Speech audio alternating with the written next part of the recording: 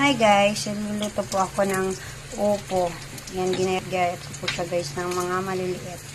And then, nasa na aking, yan, giginis ko na po ang bahay ng sibuyas. Upo, ang tawag naman natin ngayon ay ang sardines. Sardines lang. High blood na ako sa baboy. Yan guys, ginisa ko lang po siya, tapos ilalagyan ko siya ng sardinas. Ito maanghang lang siya.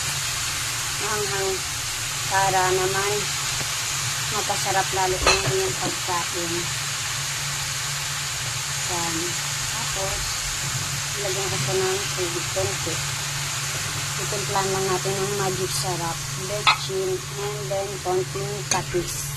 Patis siya guys, English na asin para hindi siya kaalakan. So, simple lang ang aking pagluto ng upo na may sardinas. Kasi, meron po akong ulam. Yan po ang ulam namin. Pangdagdag ko lang po, sinain na yellow pin.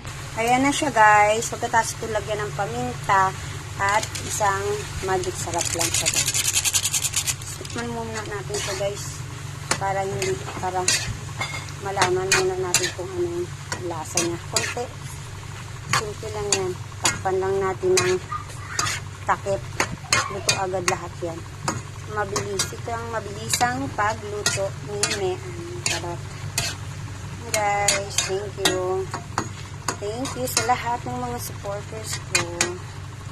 Yan, di ba? Parang ang sarap-sarap niya, nakakatakam siya guys. Tikman ko muna. Talaga nga naman. Medyo hindi pa siya kaalatan. Lalagyan natin siya ng konting Lawrence patis. Yan.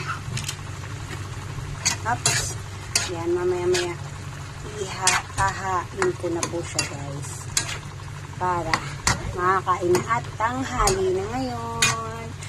Yan ang aking recipe for the day. Ginisang upo with sardinas. Bye. Thank you for watching nga guys. Mga karils, mga sisi, mga lodi. Thank you.